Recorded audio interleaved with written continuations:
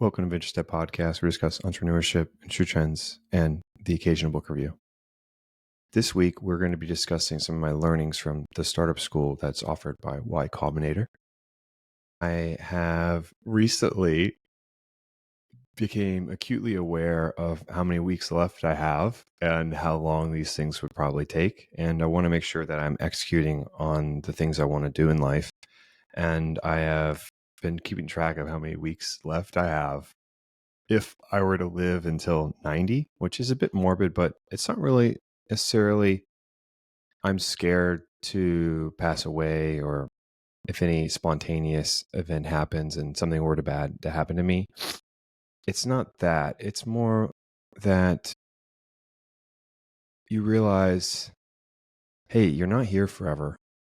And whatever you have, whatever dream it is, whatever thing you want, unless you're actively attacking it every day and making steady progress each week, the weeks will just flow by. And before you know it, the thing that you always dreamt of, or the thing that you wanted and desired, is no longer obtainable. Or if you do obtain it, it's for a fleeting moment. And that might be okay. But that's if you get what you want. There's a lot of scenarios where people dream of things and they never get them because they don't pursue them or they don't execute. So I'm trying to prevent either of those things. And so I have 3,682 weeks left. I already said that, but that's if I live to 90, which if you go with the median age for a male, in America, I don't live until 90. So we'll see. We'll see how it all plays out. I'm a healthy guy. I like to run. I eat good. So we'll see. But basically, this episode is not going to apply to everyone and all the listeners that listen to the show. But here's some of the key takeaways that you could have. If you were trying to analyze an offer from a startup, these are the things that you might want to think about and get on the other side of the perspective. And I talk about this all the time when I talk about these entrepreneurial books or these executive books. Even if you're not interested in pursuing those things, having that kind of information makes you a weapon. It gives you a different perspective. One, people will not be prepared for simply because they don't expect it. And two, it gives you insight on what they might think is important or if it might be a good idea. And so this episode, we're going to be talking about ideas and how to create ideas and debunking a couple myths that were talked about in the Y Combinator course, the startup school, or otherwise known as SUS. And about 50% of Y Combinator's applicants went to the startup school and then applied and then were accepted. Or the other way around, like people who were accepted that were applicants originally completed the startup school. So it gives you a good foundation of like what Y Combinator or these other VC funds are looking for regarding a startup. And so that's going to be the groundwork of the episode. But I just wanted to emphasize that, hey, it's not going to necessarily apply to you in your day-to-day. Like, wow, you know what? That really changes how I pour that milk into my cereal bowl. That kind of level of granularity is not going to be applicable to this episode. But I do hope you find it's interesting and it helps me as I am pursuing my goals to eventually start a company. And there's nothing better than working on it every week, which is something that I want to do. And in these episodes, if I don't have anything interesting, or if I find the stuff that I learned was interesting, if I don't have anything interesting outside of this, because it's called Venture Step, I'm supposed to be building stuff. And I've more or less been exploring and speaking about recent events, but I want to start building consistently. And so these episodes, some of which will be geared towards what I'm building and what I'm doing. And you might find it cool, the journey of what's going on and how it's difficult. And there might be some stuff that I won't be able to share, but I'll be sharing a lot of it. Okay. So, and that's not a firm commitment, by the way, just throwing that out there. But let's get started. So The agenda is some myths about founders.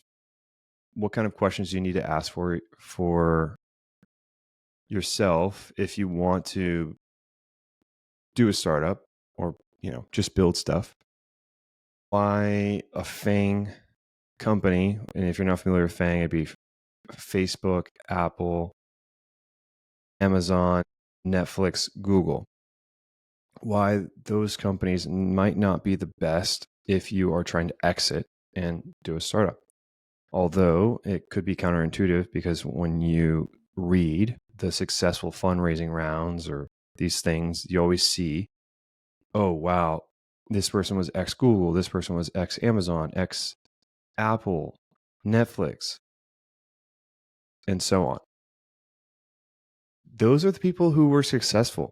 But there's a lot of people that work in those companies that hate their lives. And I'll go in a little bit more detail later.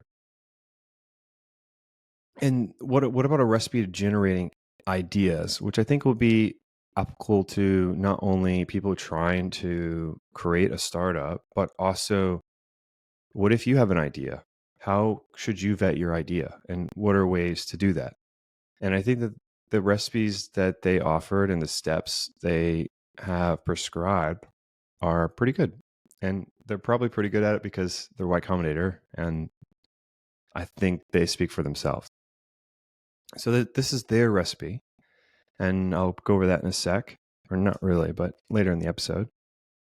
And as I spoke about before, I'm not going to do this long host intro anymore. I'm just going to get to it.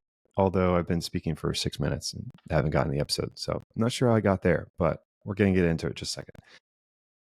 My name is Dalton Anderson. I'm the host of Intercept Podcasts. And in this episode, we're going to be discussing my learnings from the first week of the startup school. Okay, so the first section is, what are some things that you should look for within a founder? And this is important as it is when you're starting a company or joining a company that is a startup. You want to try the best you can to deep dive on the founders. And one thing that you should look for is you should look for a couple things. One, if that meets the recipe, and we'll talk about the recipe later on in the episode. But the first thing that you should try to look for is resilience. That's a hard thing to measure. But if you could figure out or look through their digital footprint online and things that they discuss, a lot of times these people are willing to share the things that they're building because they're typically curious or outgoing or ambitious or whatever the character traits are. Maybe it's a combination of all of those combined. They typically put stuff out on the internet and you could read about them. So if you go look up X founder, you could see that they have something. They probably have a blog, they have some website, they have a podcast, they have something on there. And you could deep dive them and figure out what's going on. But one thing that was talked about in Y Combinator was that it wasn't about who was the most confident or who had the most knowledge or the traits that you wouldn't be looking for, like lack of confidence or very soft spoken. Those folks could go on to become successful founders, and they might have struggles. And an example they gave was these soft spoken founders were trying to provide a software to a biomedical company, and they had concerns. Okay, this is enterprise sales, and they're very soft spoken. I don't think they're going to be able to sell. They were right for about a year, but they kept getting feedback. And so they went to these same companies over and over again. I think they went to them 6 times and kept improving the product and found a problem that they could provide a solution for that the biomedical companies were willing to purchase. And then they since went on to become a successful multi-billion-dollar company. That's a good example of someone that you would think, okay, probably not the right fit because they're too soft-spoken and they're not going to be aggressive on their ambitious ideas, and people are going to shoot them down, and they're just going to be like, okay. Or the other way around, where you want someone who's confident, knows their expertise, knows how it's going and how the industry is, and it's got all these connections. That could seem like a good play. But one of the issues is when you start your own company, it's different when you're getting rejection from a company you're working for versus a company that you're making. When you're getting rejection for a company that you're trying to build something for or sell something, that is the company's problem. But if it's a company that you're building and you're the founder of, I wouldn't say it's personal, but people take it personal. Like it's personal. Like they feel like a failure and it affects them. And that was talked about in the Y Combinator course, is like resilience is super important, and it's hard to measure that.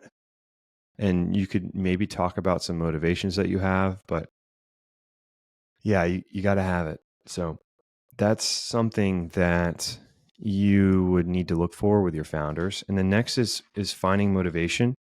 And there's a couple different motivators.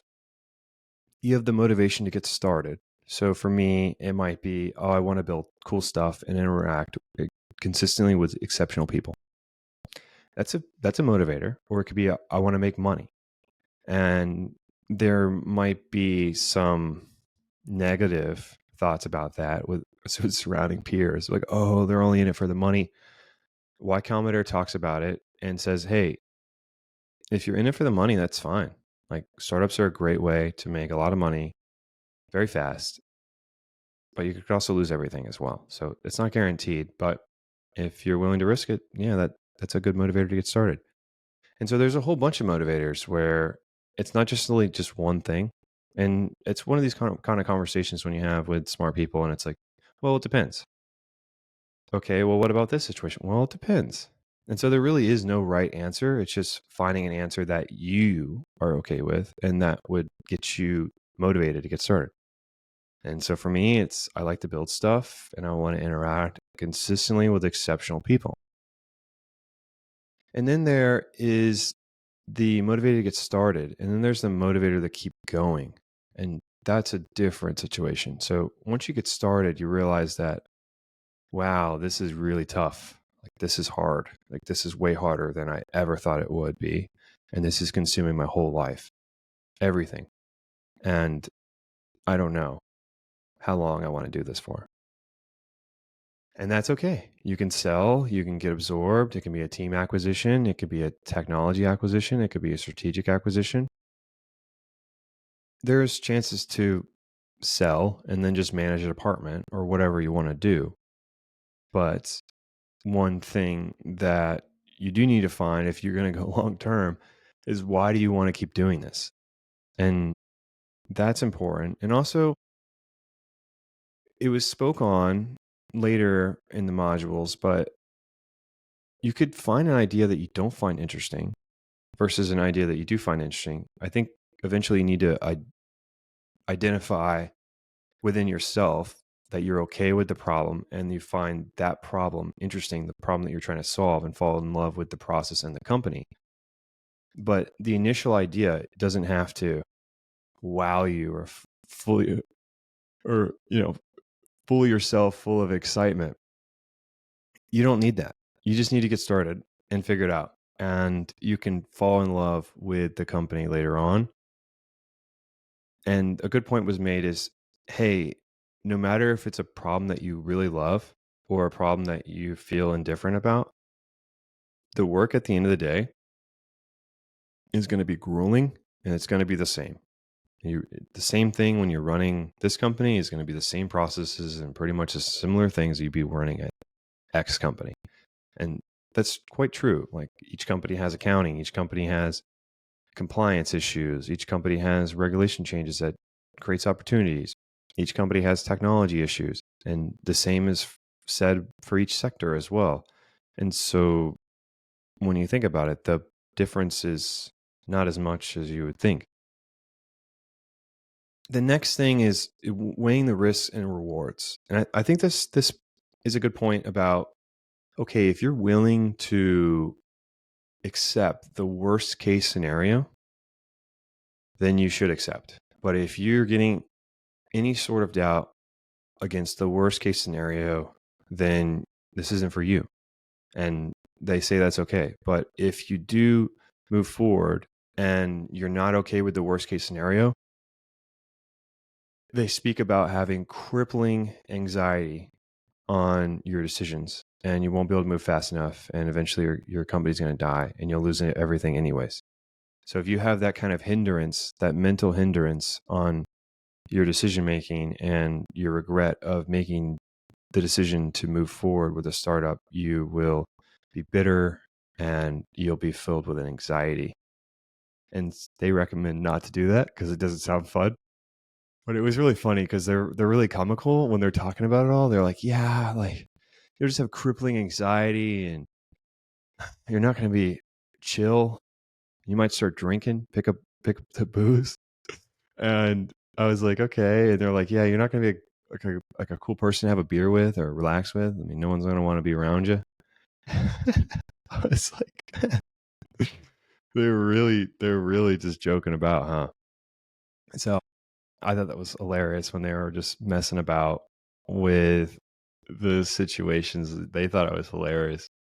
And in a light mannered way, not like, oh, like who, like look at those idiots. Not like that. But it was funny where they made a difficult topic lighthearted. So I mean the message was clear, like, hey, if you're having doubts, do not do this. And so you could also account that for your life, right? What kind of things do you want to do that have costs, and what's the worst case scenario? So if you wanted to say you're in high school, I mean, this is a really easy example. Say you're in high school and you want to ask a girl on a date. The worst case scenario is she says no and maybe embarrass you in front of everybody. If you're cool with that, or what I mean, embarrassed, like should I put it on social media? Like, oh, Dalton asked me out. I would never go out with him. Ew. Like something like that. Then are you okay with that? And if you're okay with that, then fine, shoot your shot, man. Shoot or shoot. And so that's what I'm talking about is if you have these ideas or you have an idea at work and you're like, wow, like this is such a good idea, then what's the worst case scenario? Okay, they don't accept it or they don't like that I'm speaking up. Okay, the worst case scenario is I realize that this isn't the right place for me and I have to go somewhere else, which might be sad. But I'd rather know that it's not the right place versus me not knowing. Like a good example was when I was pushing for a promotion for my wonderful contributions at my work. If it was deemed inappropriate or if it was deemed like I was overstepping, then I probably could have gotten fired. Like, not for that reason, that would be wrong, but that could have been one of the factors. Like, oh, like he's young, like he's pushing for things that he doesn't deserve, and it all adds up, and then it snowballs, and then you lose political capital, and then you are slowly retired and then let go. So that could happen, and I was okay with it because you can just get another job. Like there's plenty of jobs out there. If people don't value you, then you can move on. But I will counterpoint that with, do you think they should value you? And you should ask that question as well. And that's of yourself. Like, do you provide enough value to where you feel you're undervalued? And many of you will say yes. But is that true? Like, is that legitimately true that you provide so much value that the company would be hindered by your absence? Is that true? I don't know. I don't know you. I could in the virtual world. Here I am. Here's me. But you know what I mean. Okay, so the FANG dilemma. The FANG dilemma, oh man, I might run out of time here. The FANG dilemma is when you're hired at a FANG company, you're initially given a massive signing bonus that's vested over 4 years. And people spend the majority of their salary because you're hanging out with these folks that are not wanting or desiring to be founders. So you're You're living a lifestyle of a manager or employee. Instead of keeping your personal expenses low, you have a higher burn rate. And the trick is to keep the employee spending enough of their salary and then keeping their savings under 4 to 6x of what they could get if they vested. And so people are spending so much money and they keep looking at their savings, and then they're looking at their vesting account, and they're like, wow, if I just stay 4 years, I'll be fully vested, and then all that money's mine. And then you keep adding on to that. So if you do well, within 6 months, they'll add you another equity package, and then that vests over 4 years as well.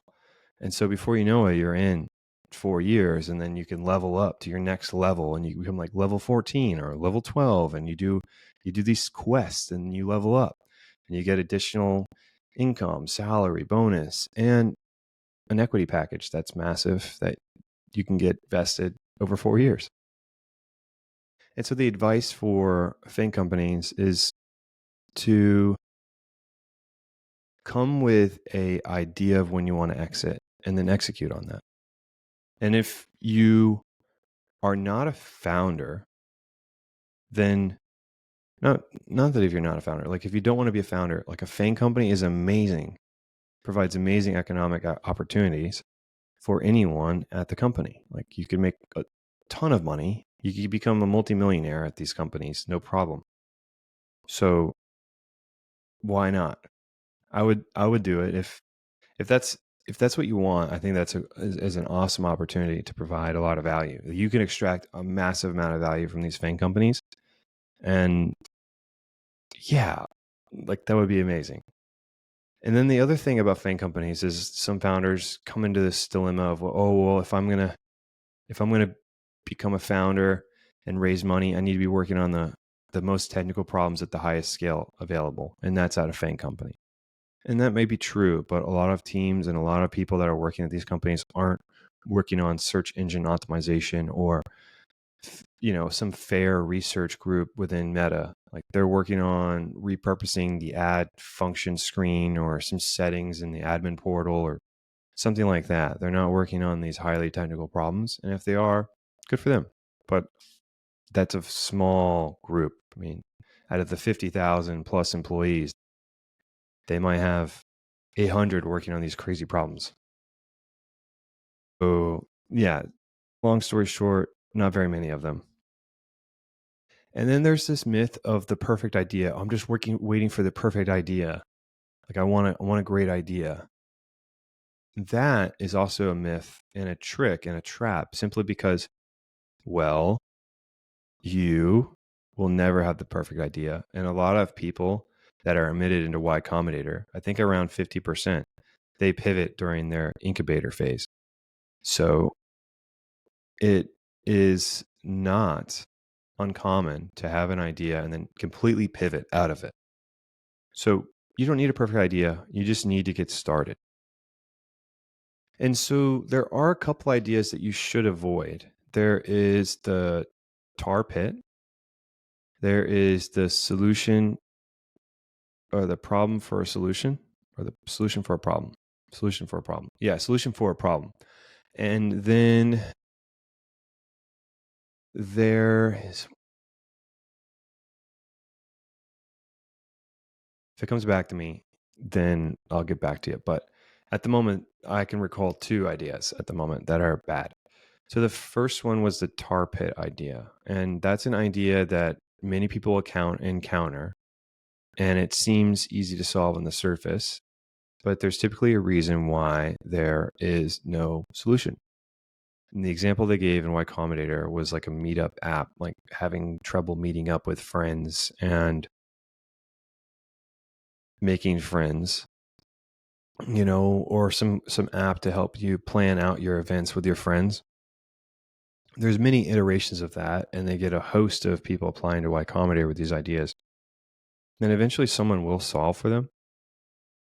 Sometimes the tar pit idea is either impossible or close to impossible, or that it may seem obvious, the solution, but there's a fundamental reason why that solution has not been accepted in the marketplace. And then the next idea is, I'm blanking out here.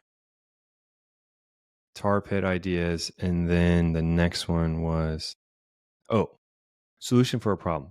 So a solution for a problem is creating a solution for a problem that people don't have or desire. So it might be a problem, but people aren't asking for it. Like, it's not that important. Like, things that you have to do on the day to day that you're okay with doing, and it's just a mild inconvenience. And then someone's like, "Oh, I got this big thing. Like, look, come on, like, take a look at it. Like, this is going to change your whole life."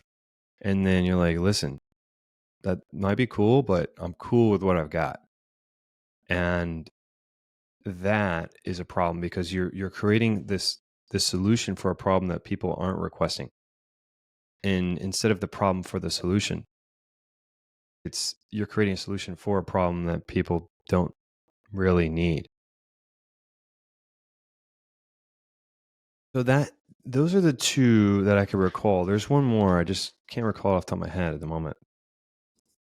That is unfortunate, but it is what it is. I don't have infinite memory.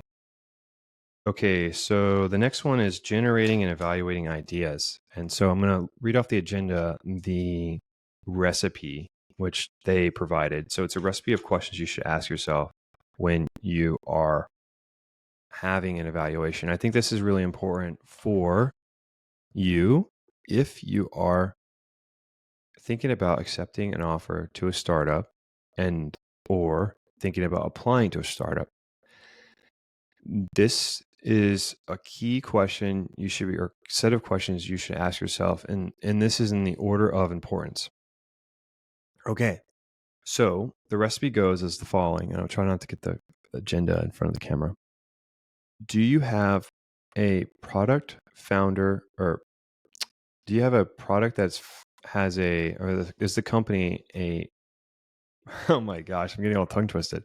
Is the company have a founder product fit, market fit, founder fit, whatever? So basically, does the founder and the product fit together? And that means, is the founder working in a space that they have expertise in or have insight that others will not? So did they work in an area that they're trying to make their startup in? Or did they come from, quantitative analytics and then go into healthcare for dogs or something like that? Like, do they even have any expertise in what they're talking about? And if they don't, then you have to figure out, like, how are they learning that? And if they need extensive expertise in that area, then you might have to cause some doubt on the execution of their plan. And this is after they got funding, so it might be a little bit better, but you should always look into that. How big is the market? And this is a twofold question. So one is, how big is the market now? How big is it going to be? So a good example would be Coinbase. If the question is, how big is it going to be? Because Coinbase, the market for cryptocurrencies and trading and all this other stuff was quite small. It was about 1 million at the time they got funded. And it was clear that in the future that it would be something. So Coinbase is a good bet. And then if you're looking at other things, is, okay, well, how big is the market now? And can this market support a startup? And their explanation of a big market would be over $1 billion. Like, within $1 billion could support a startup, and then they can kind of grow and figure out their next steps to get more revenue. Next question. Is this an acute problem? Is this a problem that is felt by everyone and is something that you or someone else has experienced? And some of these things kind of roll in with the others, but is this a problem that people are facing? And if so, are people requesting it? And then if they're requesting it, why has no one built it? And if you could figure out why people aren't building it, then that might help you. And this is something where you'd want to reach out to founders in that space, or you want to reach out to companies in that space and figure out what's going on. If you're trying to analyze a startup and figure out if you want to work there, then you'd want to figure out, okay, like what's going on? Who are the competitors and how are they doing? And what difference do they have versus the company that I potentially work for? Do they have competition? So competition isn't necessarily bad. If you're going into a market that has no competition, there might be a reason why there is no competition. So competition isn't seen as a bad thing, but what is bad is if your competitors are especially entrenched.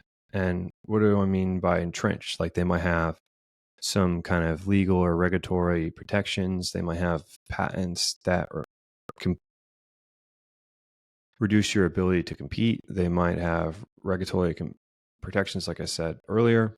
And so those things would prevent you from, or if there's a high level of capital injection needed to get started, that would be entrenched. Like if you need $100 billion to get started, I mean, it's going to be hard. You're not just whipping up foundries to start producing chips like right away. So the next thing is, do you want this personally, or do you know anyone who wants this? And so this might be a good example of when they had a veterinarian company that was founded that did well. It's basically Amazon for vets. And for veterinarians, they had to order their supplies like on the phone or something like that. And they had to call sales people, sales managers, and order X products. And they had to call someone else for something else. So it was this whole decentralized repository of information that they had to query to get the supplies that they needed. And instead, they built a veterinarian Amazon, and all the veterinarians go in there and they order their supplies, no problem.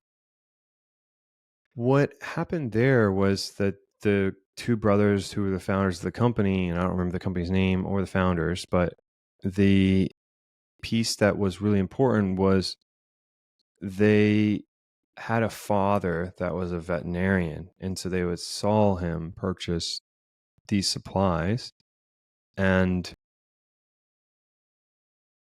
the supplies weren't purchased, or the supplies were purchased over those time periods simply because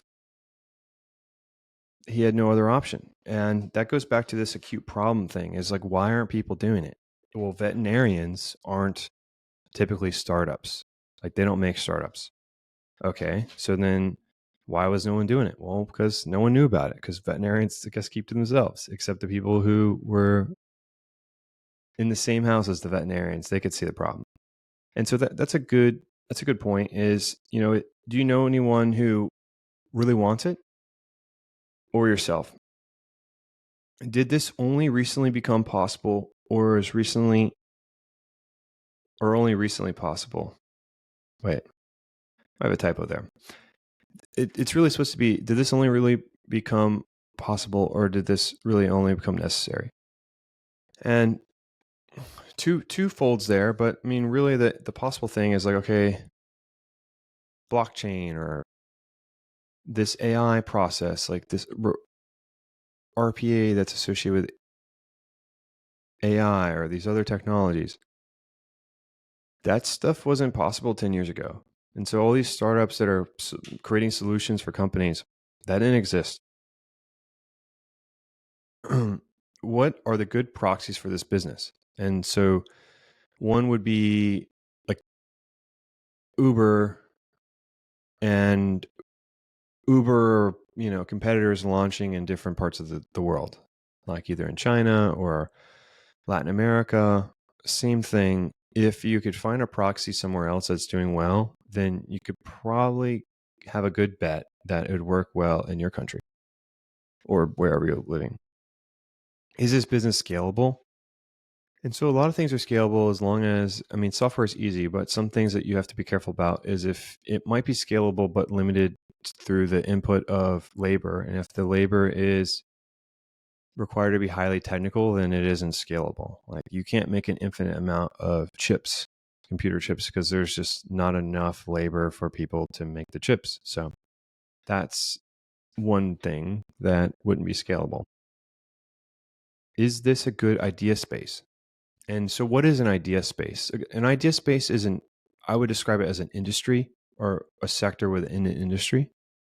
And when I say that, like, it might be financial services, and then within financial services, it might be insurance, or you could call it finance and then insurance, or within insurance, you might call it, okay, auto or homeowners. And so within that space, you could pivot to something else within insurance. And that could be true with like trucking. Okay. Like with trucking, they've got like problems with gas cards. They've got problems with transportation or finding drivers or training drivers, making sure drivers are licensed. So there's all sorts of problems within that one space that people could solve for. It's just finding the right space. And so what does a good space look like? Well, some things might be counterintuitive. The piece that would be good is boring, being in a boring space. The boring ideas are the ones that make the most money because no one else is doing them. Like when they're not working on rocket science or something crazy. They're doing some kind of AI, not AI, HR accounting program or something like that. Like they're competing against nobody. So pick a boring space. So I work in insurance, which is widely considered as boring. It has a lack of talent. The average age is, I think, 39. And there isn't a lot of young people that are ambitious that want to be leaders in insurance. I'm not speaking for everybody, but I'm sure if you are in insurance, you're nodding your head what I'm saying because that is true. And so there's just a lack of talent in the industry because young people don't think insurance is interesting. And I had the same issue as well. When my mom was trying to convince me to work in insurance, she's like, don't listen to what everyone's saying. It actually is interesting. If you like data, Dalton, and if you like science, this is the right place. And it took her years to convince me that it was even remotely a good idea. And yeah, so appreciate my mom for that. But it is a boring space, and or what is considered a boring space. But things that are considered boring might not be boring to everybody. Okay, ideas that existing competitors have. So when you are looking to start something, having someone to compete against that, you have an existing competitor. The competition isn't necessarily bad, but you have to take a different approach than the competitor. And if you can do a little bit better or save a little bit more time or have this different integration, and a good example was Dropbox. There was many existing competitors, about 20 or so before Dropbox started. But the issue was you had to individually drop your files into these cloud platforms. Dropbox integrated into the operation systems of the computer, and the operation system of the computer allowed you to drop many files all at once. And auto synced, which you didn't have to do, or you didn't have to upload files anymore once you auto synced. So it was a successful company while the others died. The next one is emphasize the importance of product, founder, fit, and market size. So product founder fit, was I discussed earlier, is very important and something that is integral to having a good chance. And working in those areas is important. And if you don't know, then you got to figure it out. If you wanted to work in some industry that you don't have any knowledge about, you've got to figure out the process and figure out what to do and get started and learn. Like there's an example about a truck company that they had some original idea that was bashed out and poked holes through, and they're like, okay, this idea sucks. Like we needed a new idea. We need to pivot. And then they pivoted to trucking, which I was talking about earlier, and they pivoted to gas cards. And they didn't know anything about trucking.